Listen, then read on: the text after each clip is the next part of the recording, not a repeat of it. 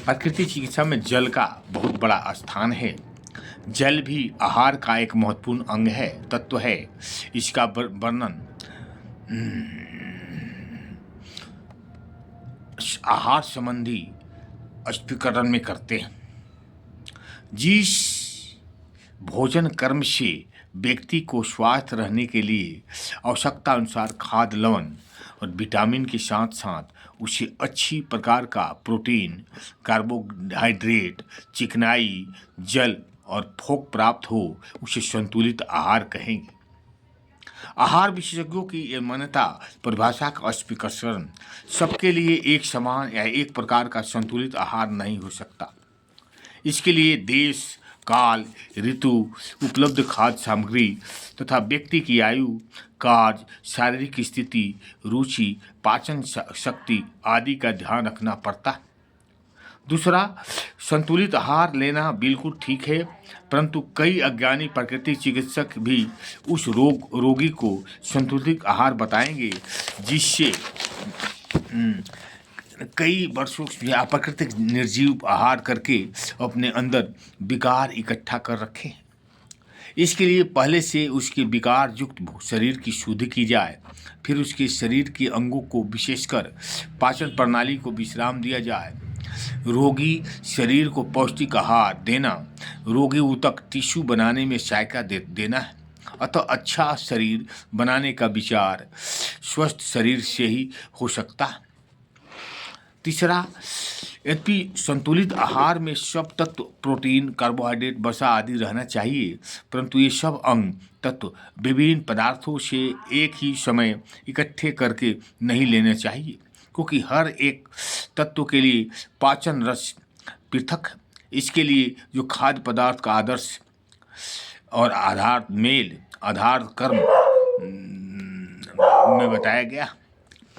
आहार विशेषज्ञ doctor John T हिल्टर के मतानुसार प्रत्येक ताजे फल या भिगोए हुए सूखे मेवे, गिरिया, दोपहर को साग सब्जी, पत्ता गोभी, सलाद, सेलरी, अजवाइन पत्ती, पुदीना, गोभी आदि, और भिगोई हुई गिरियाँ विशेषकर मूंगफली, और शाम को कंदमूल, आलू, चुकंदर, गाजर, प्याज आदि, और भिगोई हुई मूंगफली आदि। घ में विज्ञान अभी व्यक्ति के पोषण के सारे आवश्यक तत्व नहीं जानता। यह आहार के विभिन्न तत्वों को आपस में संबंध भी नहीं समझता।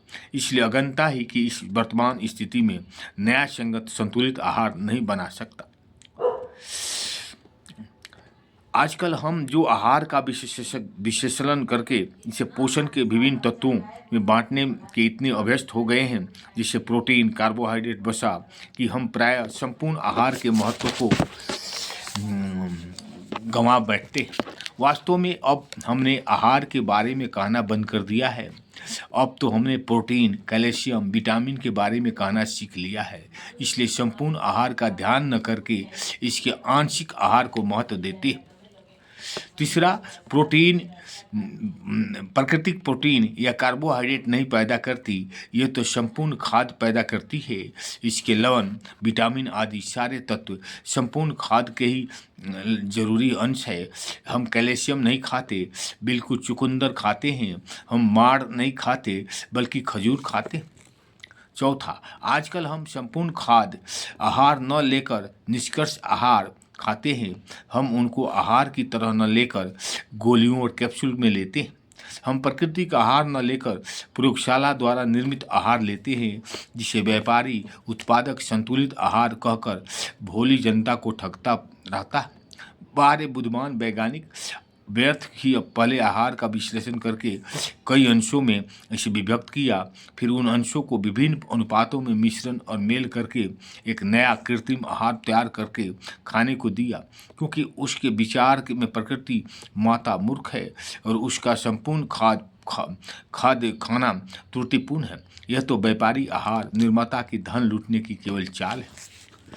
पांचवा, प्रकृति माता तो अपने खाद्य पदार्थों को संतुलित पैकेटों में ही देती है और हम भी उन्हें इसी तरह से और ऐसी अवस्था में ही संपूर्ण खाएं कि जिससे हम उनका पूरा लाभ उठा सकें। हम तो पत्ता गोभी, अनाज, पालक, संतरा, सेब आदि ऐसे आहार खाते हैं कि लोहा, फास्फोरस और विटामिन बी।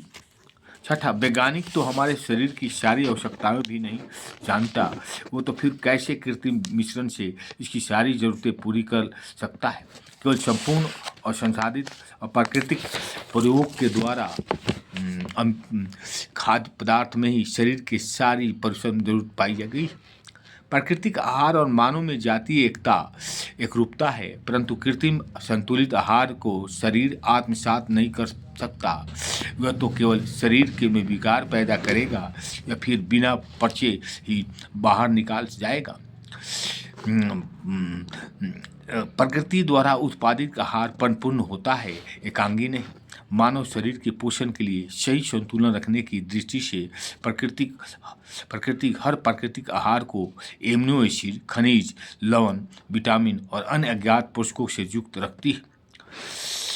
यदि हम चाहते हैं कि हमारा भोजन संतुलित रहे और उचित मात्रा में सारे पोषक तत्व शरीर को मिले, तो हमें अप्राकृतिक, निर्जीव, कृत्रिम, विकृत खाद्य पदार्थों का परित्याग करके सदा प्राकृतिक आहार, फल, साग सब्जी, संपूर्ण अनाज, कुष्टा, सूखे मेवे, गिरियाँ, कलमुन आदि बिना बिगाड़े हुए आदर्श मेल से खाएं।